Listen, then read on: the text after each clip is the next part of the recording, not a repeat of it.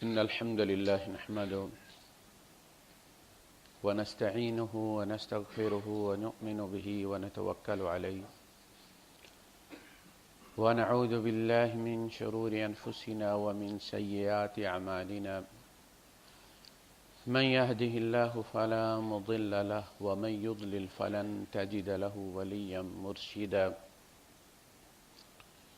وأشهد أن لا إله إلا الله وحده لا شريك له ولا ضد ولا ند ولا مثيل له ولا مثال له وأشهد أن سيدنا ومولانا ومعلمنا ومرشدنا ومخرجنا من الظلمات إلى النور محمدا عبده ورسوله أرسله الله بالحق بشيرا ونذيرا وداعيا إلى الله بإذنه وسراجا منيرا فقد بلغ الرسالة وأدى الأمانة ونصح الأمة وكشف الغمة فترك أمته على المحجة البيضاء ليلها كنهارها لا يزيغ عنها إلا هالك اللهم صل وسلم وبارك عليه وعلى آله وأصحابه وأزواجه وذرياته وأهل بيته أجمعين أما بعد رمضان کا جہاں ذکر آیا ہے وہاں اسی رکوع میں چند آیات کے بعد اللہ پاک نے ارشاد فرمایا وَإِذَا سَأَلَكَ عِبَادِي عَنِّي فَإِنِّي قَرِيبٌ جب میرے بندے آپ سے میرے بارے میں سوال کیا کریں تو میں ان کے زیادہ قریب ہوں، میں قریب ہوں۔ اللہ کے یہ قرب کا جو احساس ہے یہ مومن کا سرمایہ ہے، اس کی میراث ہے۔ بندے کو اپنے اعمال سے جنت اور جہنم کا بعد میں معاملہ ہے، سب سے پہلا جو تصور ہے وہ یہ ہے کہ اللہ ناراض ہو جائے گا، اللہ مجھ سے دور ہو جائے گا، اللہ مجھے اپنے آپ سے دور کر دے گا اگر میں نے اس کی مرضی کے خلاف کوئی کام کیا تو، اور کوئی کام کرنے سے اللہ کا قرب نصیب ہوگا، میرا اللہ خوش ہوگا اس کام پہ۔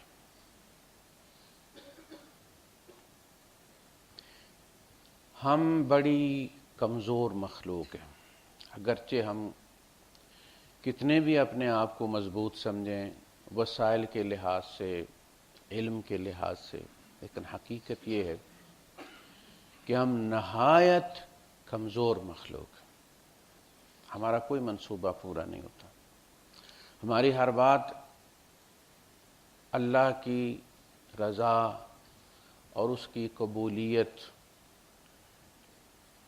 کی محتاج ہے۔ بڑے بڑے بادشاہ آپ دیکھیں کہ انہوں نے پلاننگ کی اپنی ہی نہیں اپنی اولادوں کے لیے بھی کہ میں انہیں بادشاہ بنا دوں گا اور میرے بعد وہ رول کریں گے، لیکن ہوا یہ کہ اس کے سامنے اس کی اولاد کی ہڈیاں ٹوٹی ہوئی، بدن چھلنی ہوا پڑا ہوا۔ دور کی بات نہیں، آپ کے پڑوس کی بات۔ انہوں نے اس لیے بچے نہیں پڑھائے تھے، اس لیے ان کو پروموٹ نہیں کیا تھا جس انجام کو وہ پہنچے۔ کیوں پہنچے؟ اس کی مرضی کے خلاف پہنچے، حالانکہ اس کی مرضی کے خلاف اس کے ملک میں لوگ کہتے ہیں کہ جی وہ پتہ بھی نہیں ہلتا تھا۔ تو اللہ اور بندے کے درمیان سب سے جو قریب ترین اور سب سے جو قوی ترین رشتہ ہے وہ دعا کا رشتہ ہے۔ ہم منگتے، ہر معاملے میں منگتے ہم، اور اللہ پاک داتا ہے۔ ہمارا لقمہ منہ میں آئے، اللہ کی رضا ہو تو حلق سے نیچے جائے گا، نہ ہو تو نہیں جا سکتا، منہ میں ہی پڑا رہتا ہے۔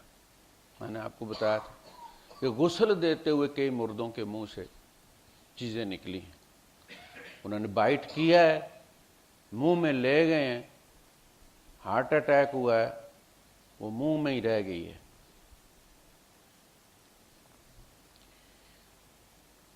اللہ پاک اس بات کو قرآن حکیم میں واضح کرتا ہے، پتہ میرے حکم کے بغیر نہیں گرتا، میرے علم کے بغیر نہیں گرتا۔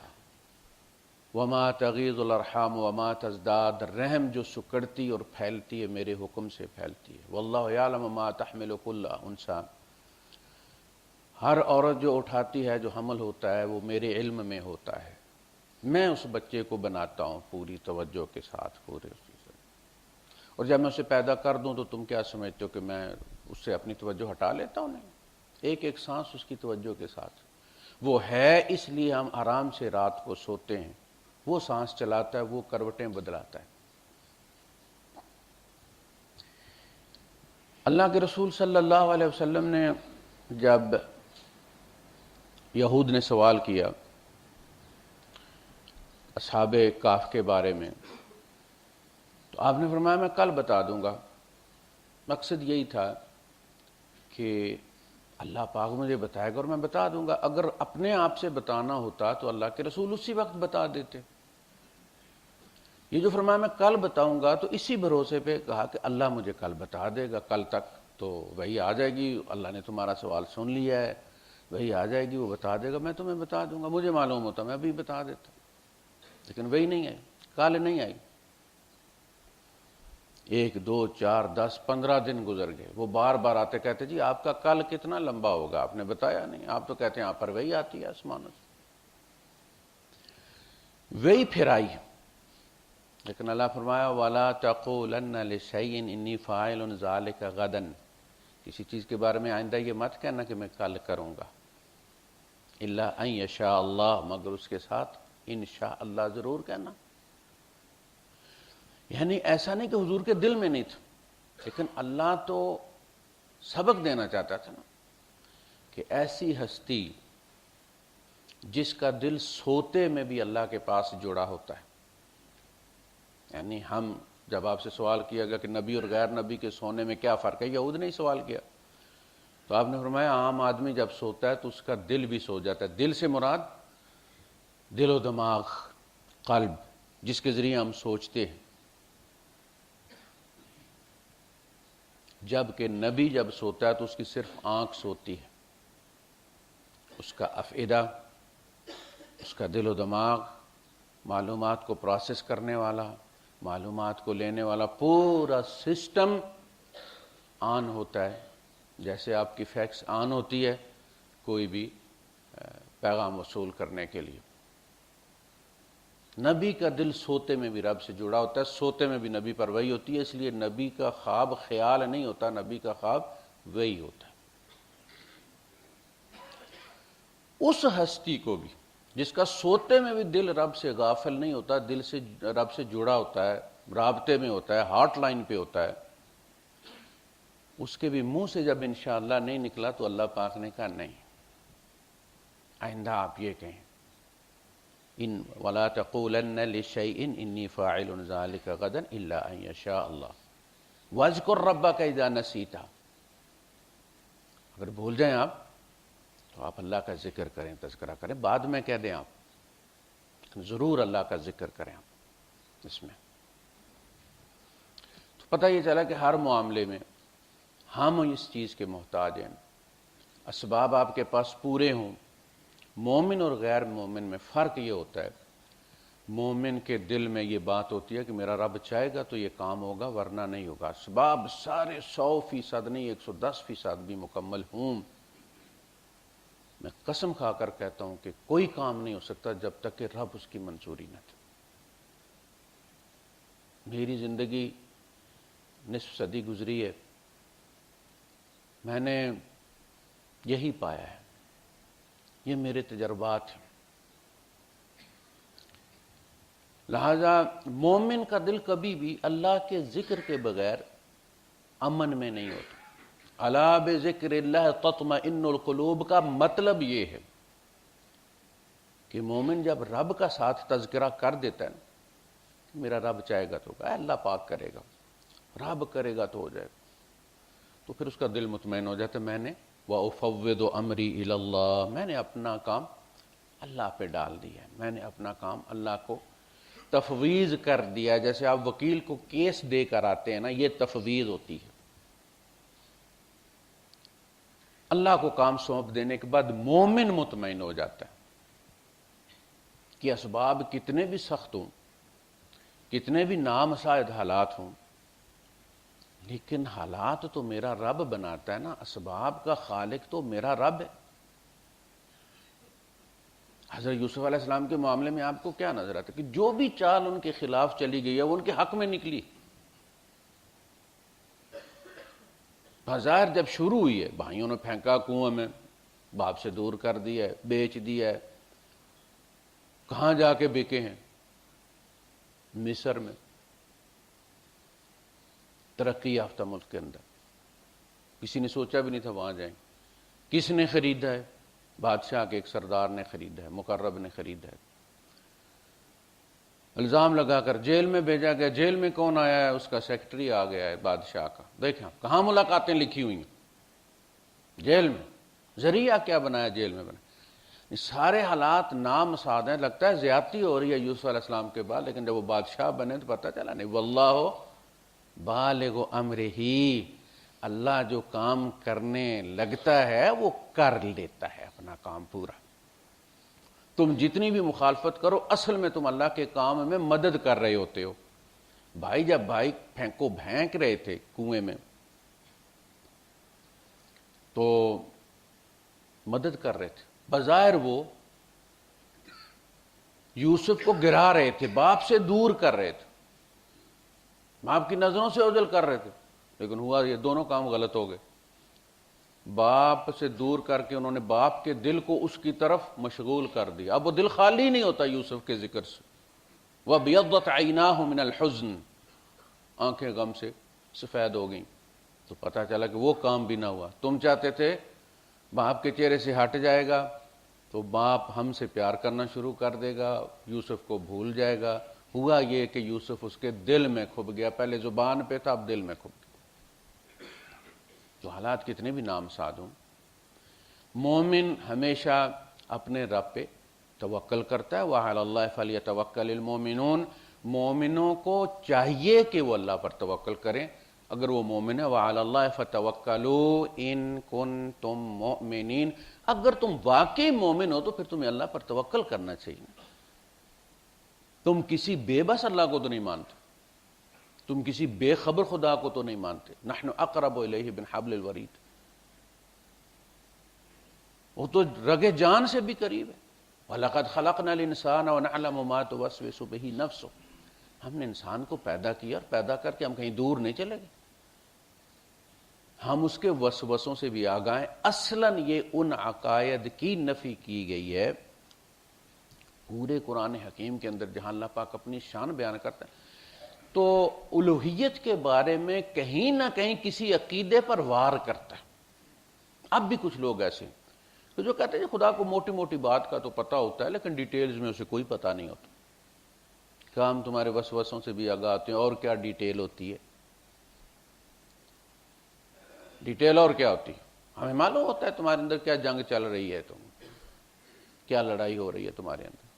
وَنَحْنُ أَقْرَبُ إِلَيْهِ مِنْ حَبْلِ الْوَرِيدِ، تمہاری رگ جان سے بھی ہم کریم ہیں۔ ابھی تمہارے جذبات جا کے خیال نہیں بنتے کہ اللہ کو پتہ ہوتا ہے کہ کیا ہونے جا رہا۔ ابھی تم نعمت کے مستحق نہیں ہوتے کہ وہ نعمت پہلے پیدا کر دیتا ہے۔ تم سفر پر نکلتے ہو اور وہ پہلے وہ تمہارا رزق لکھ دیتا ہے کہ فلاں جگہ اس نے کھانا ہے، فلاں جگہ اس نے پینا ہے۔ آپ کا وہاں کھانے پینے کا کوئی ارادہ نہیں تھا، گاڑی کا ٹائر پنکچر ہو جاتا ہے، گاڑی خراب ہو جاتی ہے، آپ کو وہاں رکنا پڑتا ہے، وہاں آپ کو کھانا پڑتا ہے، وہاں آپ کو پینا پڑتا ہے۔ اس نے پہلے پہنچایا ہوا تھا۔ یہ تقرب ہے اللہ کا کہ اس کی ذات کا ٹکر آپ کے دل میں کسی قسم کے بھی حالات ہو وہ چلتا رہے، وہ غائب نہ ہو، وہ وہاں موجود رہے، چاہے منہ سے نکلے نہ نکلے لیکن دل میں وہ موجود رہے۔ یہ ہے۔ تو ہم اس لحاظ سے دیکھیں تو ہم سب سے کمزور مخلوق ہیں۔ یہ جو اسباب ہم اکٹھے کرتے ہیں نا، یہ اسباب نتیجہ نہیں دیتے، ان کا نتیجہ اللہ پاک نکالتا ہے۔ ہم سارے دیکھنا بھائیوں نے یوسف علیہ السلام کے بارے میں لقد کان فی قصصہم عبرۃ لأولی الالباب، عقل مندوں کے لیے اس پورے قصے میں بڑے سبق ہیں۔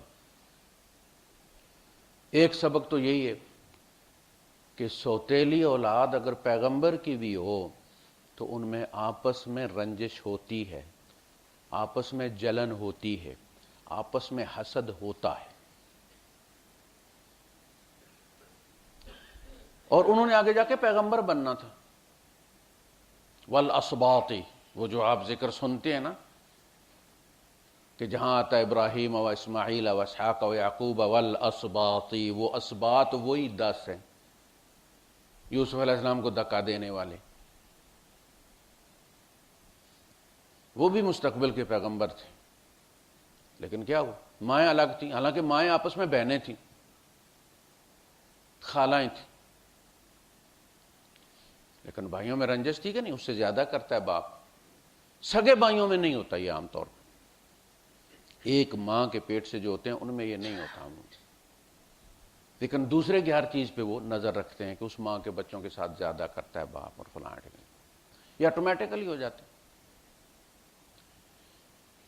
اگر بندے کا موڈ، ایک بیوی ہے، موڈ آف ہو گیا، کوئی اس نے سخت بات بھی کہہ دیا تو بیوی کہتی ہے اس کا مزاج ہی ایسا ہے، لیکن جب 2 ہوتی ہیں تو وہ کہتی ہے اس نے چڑیل نے پڑھایا ہوگا۔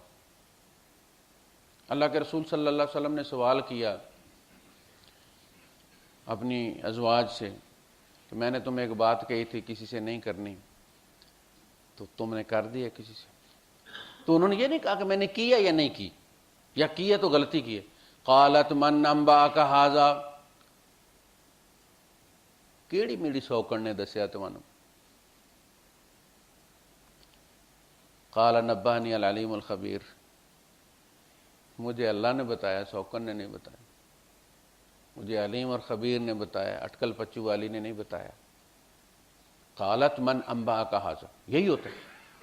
آپ گھر فون کر کے پتہ کریں کہ جی وہ بچہ اسکول گیا نہیں گیا، کالج جاتا ہے نہیں جاتا، تو وہاں پاکستان میں ایمرجنسی ڈکلیئر ہو جاتی ہے کہ دسیا کہ نہیں، یعنی یہ نہیں ہوتا کہ کوئی غلطی ہوئی ہے ہم سے، تحقیقات شروع ہو جاتی ہیں، وہاں دبئی خبر کس نے پہنچائی ہے، قرآن اٹھوائے جاتے،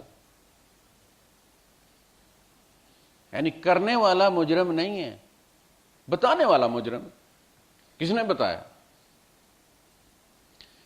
تو اولادیں 2 ہوں نا، پیغمبر کی بھی ہوں، 2 بیویوں سے ہوں، اور بیویاں 2 ہوں، اور وہ ازواج مطہرات بھی ہوں، تو ان میں چپکلش ہوتی ہے۔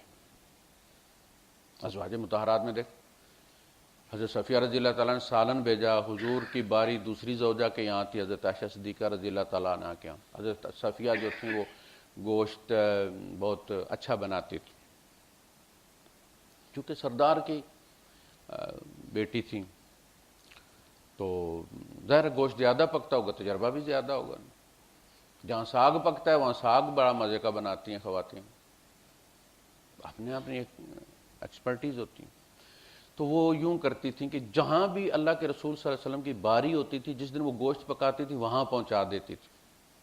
حضرت عائشہ صدیقہ رضی اللہ تعالیٰ کے پاس انہوں نے بھیجا، تو حضرت عائشہ صدیقہ نے غلام کے ہاتھ پہ ہاتھ مار کے رکاب بھی گروا دی، میرے گھر میں ہی کھائیں گے جو بھی پکے گا، تو کون ہوتی، جب تیرے باری ہوگی تو پکا کے کھلا لینا جو تو پسند ہے، میرے اجرے میں میری پسند کا کھائیں گے، کسی کی پسند کا نہیں کھائیں گے، یہ۔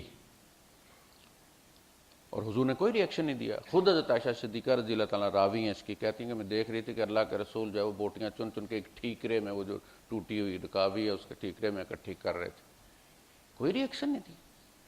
یعنی یہ تو بتاتے ہیں کہ 9 بیویاں تھیں اللہ کے رسول کی، دیکھا نہیں کہ اللہ کے رسول نے 9 بیویاں پالی کیسے ہیں، گالی نہیں دی، مارا نہیں، حالانکہ وہ آپس میں اڑی کرتی تھیں۔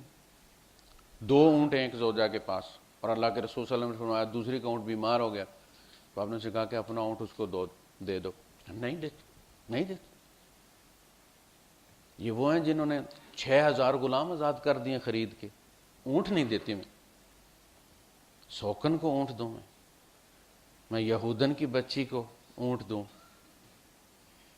اس پہ اللہ کے رسول ناراض ہو گئے، ان کو یہودن کا طعنہ دینے پہ، اور پھر انہیں حضور کو راضی کرنا پڑا اسی اپنی سوکن کو یہ لالچ دے کر کہ میں اپنی باری تم کو دیتی ہوں، اللہ کے رسول راضی کروا دو مجھ سے۔ تو انہوں نے حضور سے کہا کہ اللہ کے رسول آپ راضی ہو جائیں عائشہ سے۔ حضور مسکرائے، فرمایا ہاں کیا ملا بھائی؟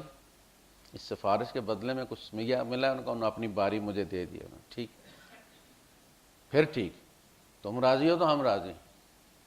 اس طرح پالی۔ تو بندہ یہ کہے کہ جی بیویاں دو کرے اور گھر میں کھٹ بٹ نہ ہو، نہ، یہ کوئی جاپانی گڑیا نہیں ہے، زندہ انسان ہے، اس کے اندر غیرت آتی ہے۔ اسی طرح عورت کے اندر غیرت ہوتی ہے، دو عورتیں ہوں تو جس طرح مرد کو پتہ چلے کہ اس کی بیوی کے تعلقات کسی دوسرے کے ساتھ ہیں تو غیرت آتی ہے، اور غیرت کے نام پر قتل کر دیتا ہے۔ عورت میں وہی غیرت سوکن کے بارے میں ہوتی ہے، وہ شریعت کے ہاتھوں مجبور ہوتی ہے۔ آپ کہ وہ محبت کرے، کبھی نہیں، ممکن نہیں، وہ بے بس ہے۔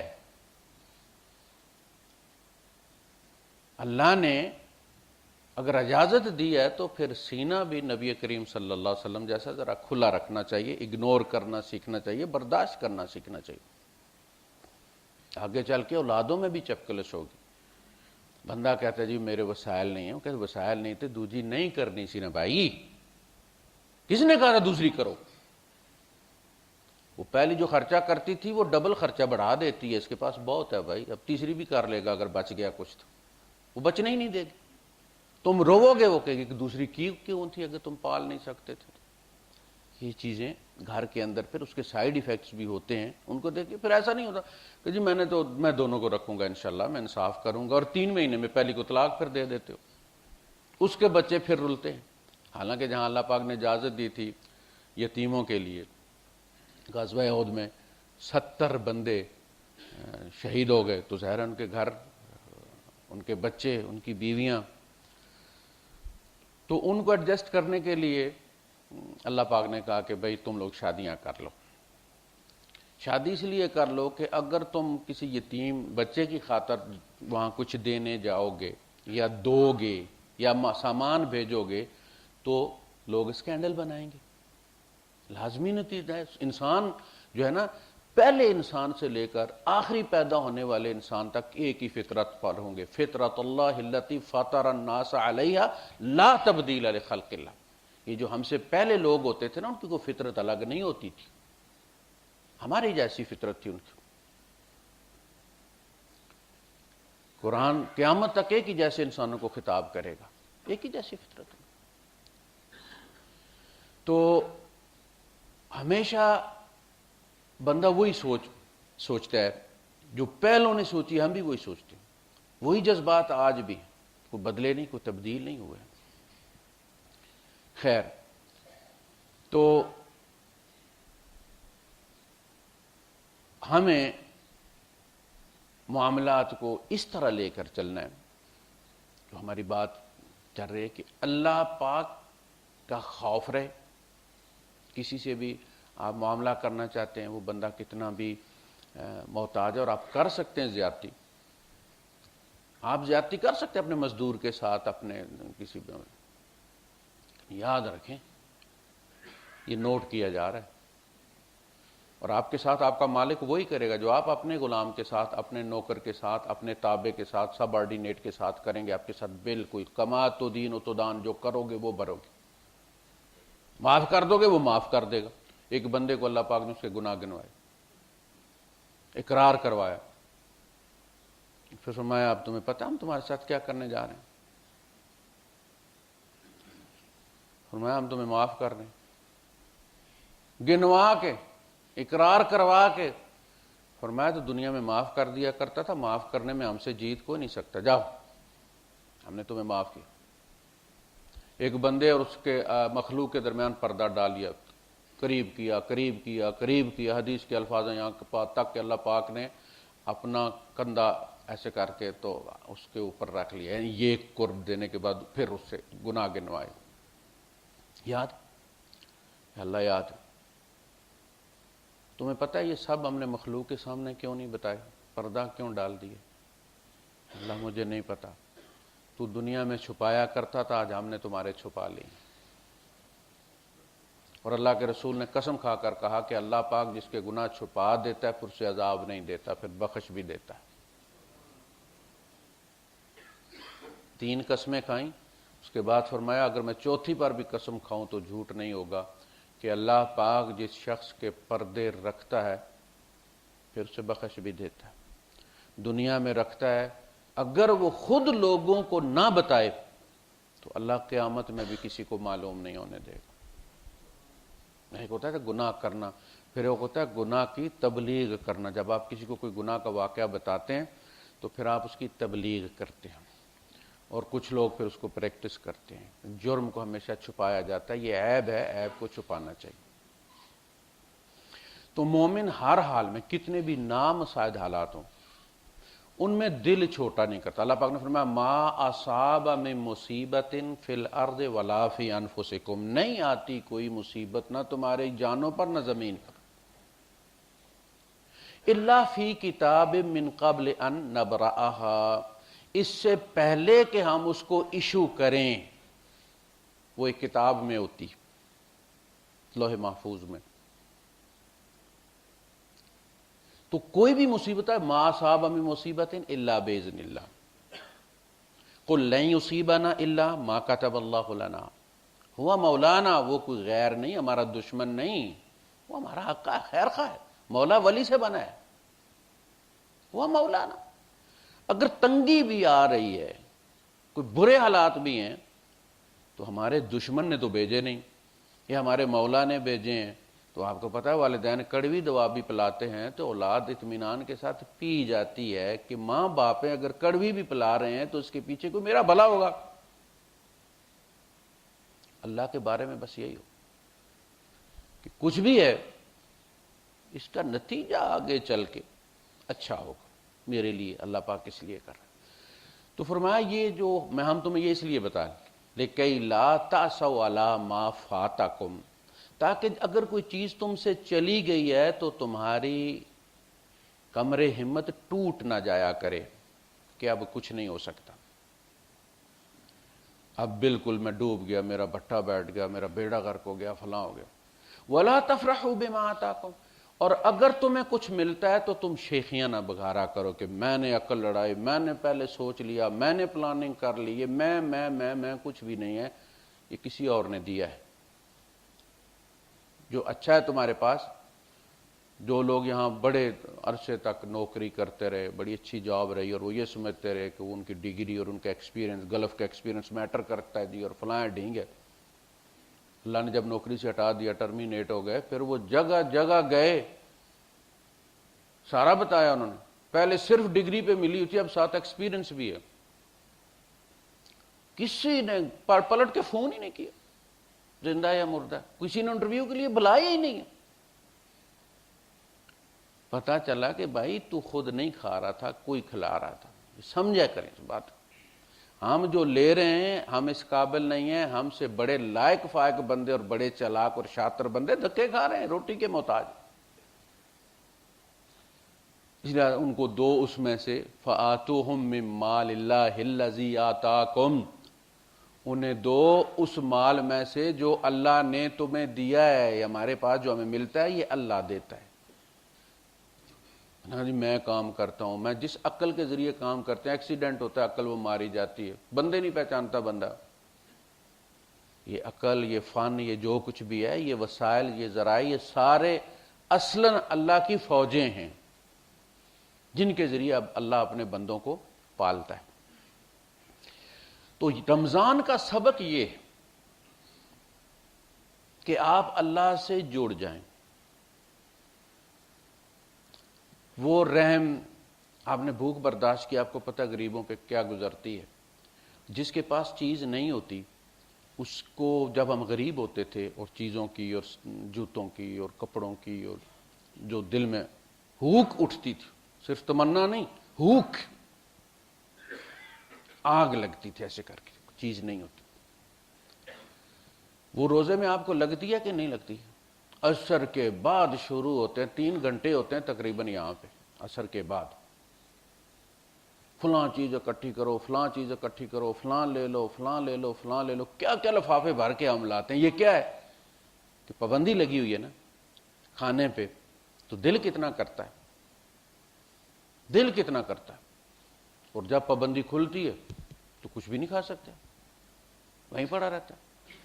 اسی طرح امیر کے پاس ایکسٹرا سامان پڑا ہوا بھی ہو، اسے نہیں پتا کہ غریب جب آتا ہے تو اس کے پاس اس کو دیکھ کے اس کے دل پہ کیا گزرتی ہے۔ بھوک والا جو ہے اس کے دل پہ کیا گزرتی ہے، جس کے پاس وسائل نہیں ہے کیا تو پھر آپ کوشش کیا کریں کہ کسی کے دل کو ٹھنڈک پہنچائیں، کسی کو دینا سیکھیں، کسی کے درد کو۔ میں ہمیشہ یہ کہتا ہوں، میں نے اپنے تجربے سے یہ پایا ہے، کہتے ہیں نا کہ کلندر ہرچے گوید دیدہ گوید، کلندر جو کہتا ہے وہ دیکھ کر کہتا ہے کہ جب آپ کسی کے درد کو محسوس کرتے ہیں تو آپ کے حصے کا درد اللہ پاک ختم کر دیتا ہے، کہ اس نے فلاں کا درد میں وہ درد چکھ لیا جو اس کے حصے کا درد تھا۔ کسی کی اولاد کے لیے آپ اس طرح تڑپ جاتے ہیں جس طرح اپنی اولاد کے لیے، اس طرح بے قرار ہوتے ہیں، دوڑ دوڑ کے علاج اس کا کرواتے ہیں، اللہ پاک آپ کی اولاد سے اس بیماری کو ہٹا دیتا ہے۔ دو نہیں، اس نے فلاں کے لیے وہ درد محسوس کر لیا، فلاں کے لیے وہ صحیح کر لی جو اپنی اولاد کے لیے کرتے ہیں، لہذا اس کی اولاد سے ہٹا دو۔ اور ان اللہ فی عون العبد ما دام العبد فی عون اخیہ، بے شک اللہ اپنے بندے کی مدد میں لگا رہتا ہے جب تک بندہ اپنے بھائی کی مدد میں لگا رہتا ہے۔ بہت بڑا سہارا ہے، بہت بڑا سہارا ہے کہ بندہ کسی بندے کی مدد کرنا بھی چاہے تو کتنی کر سکتا ہے، لیکن جب رب بندے کی مدد کرنا چاہتا ہے تو کوئی حد ہے اس کی قوت، طاقت اور اس کے اختیارات کی۔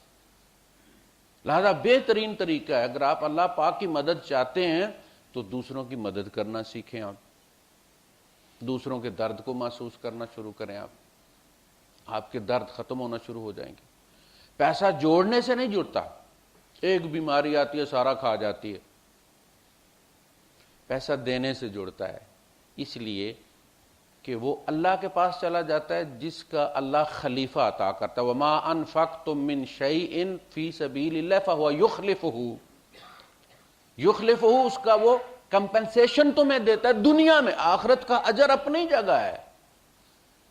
اللہ کے رسول نے جو 3 قسمیں کھائی تھی نا، ان میں ایک قسم یہ بھی تھی، صدقے سے مال کم نہیں ہوتا۔ تمہاری میتھ یہی کہتی ہے کہ تم نے 2.5 دے دیے، 97.5 رہ گئے، کم ہو گئے، کہا نہیں، اولئک ھم المضعفون، یہ وہ ہے جنہیں ڈبل ٹرپل ملے گا، کم نہیں ہوا، صدقے سے مال کم نہیں ہوا۔ ایک بندہ کہتا ہے کہ اللہ کے رسول یوں لگتا ہے میری ہتھیلی میں چھید ہے، مال ٹھہرتا نہیں میرے یہاں، بڑی بے برکتی ہے۔ تو مال تو وہ چیز ہے کہ جس کو مٹھی میں جتنا بند کرنے کی کوشش کرو وہ ریت کی طرح جلدی سلپ ہو جاتا۔ آپ نے فرمایا کچھ مال ابھی ہے، میں نے کہا جی ہے تھوڑا سا، آپ نے جاؤ جا کے صدقہ کر دو، جا۔ وہ گیا، اور پھر جب 10 15 20 دن کے بعد واپس آیا تو حالات اچھے تھے، کہنے لگا اللہ کے رسول میری دنیا تبدیل ہو گئی، مجھ سے سنبھالا نہیں جا رہا۔ یہ ہے اللہ سے تجارت، تو دینے سے کام نہیں ہوتا، اللہ اس کا خلیفہ عطا کرتا ہے، اللہ آپ سے مصیبتیں ہٹا دیتا ہے۔ وہ جو ایکسٹرا اخراجات پھر بعد میں ہو جاتے ہیں، بڑے بڑے علاج کروانے پڑتے ہیں، اللہ پاک ہمیں پتہ بھی نہیں چلتا، اس کو کہتے ہیں ایک ہوتا ہے سلبی علاج ہوتا ہے، ضرورت ہوتی ہے، یعنی ایک تو یہ ہوتا ہے کہ آپ کی تنخواہ بڑھ جائے، ایک یہ ہوتا ہے کہ اس تنخواہ میں جو خرچے ہوتے ہیں وہ کم ہو جائیں، وہ جو نقصانات ہوتے ہیں جو وہ کم ہو جائیں، اس کو کہتے ہیں برکت۔ کوئی تنخواہ 2000 سے 4000 نہیں ہوتی، بلکہ ہوتا یہ ہے کہ وہ 4000 6000 والے خرچے اس 2000 میں پورے ہو جاتے ہیں، اللہ پاک ان مصیبتوں کو ہٹا دیتا ہے جن پہ ایکسٹرا آپ کو پھر خرچ کرنا پڑتا۔ یہ سبق ہیں، یہ دروس ہیں رمضان کے، اللہ کا قرب۔ دنیا میں اللہ نے مینول بھیجا ہے انسانوں کا، ہر انسان کی فطرت اللہ التی فطر الناس علیہ، سارے انسانوں کی فطرت ایک، اس کے مطابق مینول آتا ہے کہ فلاں جو بلب ہے وہ انڈیکیٹر والا بلب فلاں جگہ ہوگا، اور ٹیل والا فلاں جگہ ہوگا، اے سی والا فیوز فلاں جگہ لگتا ہے، وہ کس نمبر کا لگتا ہے، وہ سارا مینول میں لکھا ہوتا ہے۔ یہ جو پروڈکٹ دنیا میں اللہ نے بھیجی ہے انسان نام کی، ہر زمانے میں اللہ پاک اس کی جو ہے وہ مینول بک ساتھ بیچتا رہا، کبھی بھی اس زمین کو خالی نہیں رکھا اللہ پاک نے، نبی آتے رہے، اور جب نبوت کا سلسلہ بند کیا تو آخری مینول کو، آخری کتاب کو، فائنل ٹیسٹامنٹ کو محفوظ کر دیا، کوئی کمی بیشی نہیں کر سکتا اس میں۔ لا یاتیہ الباطل من بین یدیہ ولا من خلفہ تنزیل من حکیم حمید۔ یہ کن میں سے گزر کر آیا ہے؟ ان لوگوں میں سے گزر کر آیا ہے جنہوں نے لاکھوں حدیثیں اللہ کے رسول صلی اللہ علیہ وسلم کے نام پر گاڑ لیں، ان میں سے یہ ایسے بچ کر نکل کا ہے۔ کس نے بچایا اس کو؟ کون لے کر آیا اس کو؟ جو روایت کرتے ہیں نا کہ جی قرآن عاصم کی روایت سے اور حفص کی روایت سے ہے، وہ دونوں حدیث میں ویک ہیں، ضعیف ہیں وہ لوگ، ان کی حدیث قبول نہیں کی جاتی، لیکن قرآن ان کا یہ ذکر کرتے ہیں کہ جی ان کے ذریعے آیا ہے۔ قرآن کسی راوی کے ذریعے نہیں آیا، قرآن پوری امت لے کر آئی ہے، امت لے کر چلی ہے، جس طرح سنت کو پوری امت لے کر چلی ہے۔ یہ سنت جو ہے یہ بعد میں امام بخاری رحمۃ اللہ علیہ نے کہیں سے کھود کریج کے، کہیں کسی کان سے دریافت نہیں کی، ہر زمانے میں، یعنی یہ 250-300 سال کا جو پیچھے فاصلہ ہے، اس زمانے میں جب کتاب اللہ و سنتی، اللہ کی کتاب اور میری سنت لوگ سنا کرتے تھے، تو کس کتاب کی طرف ان کا دھیان جاتا تھا؟ کوئی کتاب؟ سنت تو عمل کا نام ہے، کتاب کا نام نہیں ہے، قول کا نام بھی سنت نہیں، قول حدیث ہے۔ تو اس زمانے میں سنت کس کو لوگ کہتے تھے؟ نماز نہیں پڑھتے تھے، ہاتھ کہاں باندھتے تھے، کس کتاب کے ریفرنس سے باندھا کرتے تھے کہ اس کا ذکر کس کتاب میں آیا؟ ترمذی میں آیا 350-400 سال کے بعد۔ وہ 3 صدیوں کے لوگ کیسے نمازیں پڑھتے تھے، جنازے کیسے پڑھتے تھے، غسل کیسے کرتے تھے، عیدیں کیسے پڑھتے تھے، یہ سارا بدعت بدعت بدعت جو ہم کہتے ہیں کہاں سے آ گئے؟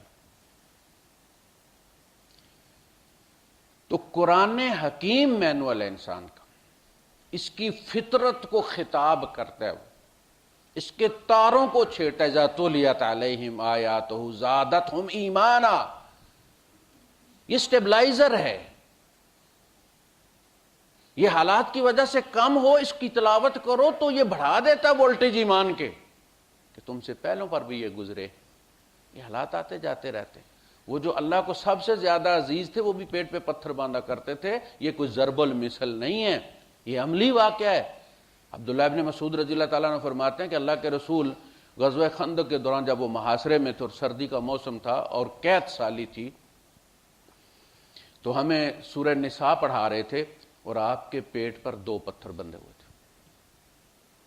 پتھر اس لیے باندھتے تھے کہ انتڑیاں نہ گر جائیں، ہوا نہ بن جائے، اس لیے نہیں کہ بھوک مر جاتی ہے، نہیں، یہ ایک علاج تھا اس زمانے، ٹوٹکا تھا کہ وہ چوڑا پتھر لے کے اس کو کس کے اپنی پگ کے ساتھ باندھ لیتے تھے تاکہ دباؤ رہے اور ہوا نہ پیدا ہو، انتڑیاں خالی ہوں تو ان میں جیسے وہ لمبا غبارہ نہیں ہوتا، اس میں جب آپ پھونک بھرتے ہیں تو وہ پھر ایسے مروڑ کھا کے اس کو گرا لگ جاتی، انتڑی کو ایسے گرا لگ جاتی ہے ہوا کی وجہ سے، اگر اس پہ دباؤ نہ ہو تو اس ہوا کو روکنے کے لیے پتھر باندھے اس ہستی نے، سنگل کمبل پر سوئے، چھوٹے سے حجرے میں گزارا کیا ہے جہاں نماز پڑھیں تہجد کی تو عائشہ صدیقہ سو نہیں سکتی تھی، اتنی جگہ نہیں نکلتی تھی کہ حضور سجدہ کر لیں۔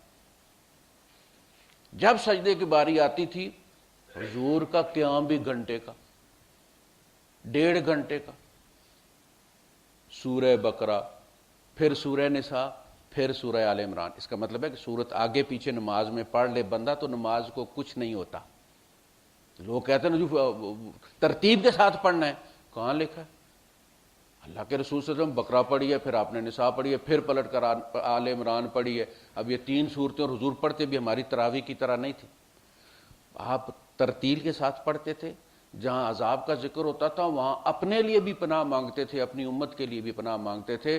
جہاں جنت کی نعمتوں کا ذکر ہوتا تھا کتنی کتنی دیر اللہ سے مانگتے تھے، اپنے لیے بھی اپنی امت کے لیے بھی کتنی دیر لگتی ہوگی۔ سجدے کی باری آتی تھی تو ہاتھ سے حضرت عائشہ صدیقہ کے پاؤں ہٹا کے سجدے کی جگہ نکالتے تھے محمد الرسول اللہ۔ اتنی جگہ تھی کہ آپ نماز میں ہاتھ بڑھا کے حضرت صدیقہ باہر سے آتی تو آپ کنڈی کھول دیتے تھے۔ آج ہمیں ایک ایک کمرہ ملا ہوا، ہم کہتے جی رہ نہیں سکتے، بیویاں نہیں رہتی، یعنی ایک کمرہ ہے، ایک گھر میں 3 پورشن ہے، اٹیچ باتھ روم ہے، بھائی اکٹھے رہتے ہیں، بیوی نہیں رہ سکتی بھائی۔ اور یہاں تم جب باہر ملک میں ہوتے ہو تو ایک گجراتی ہوتا ہے، ایک سیالکوٹی ہوتا ہے، ایک مردان کا ہوتا ہے، تم درمیان میں پارٹیشن کر کے رہتے ہو، پاکستان میں نہیں رہ سکتے۔ وآخر دعوانا الحمدللہ رب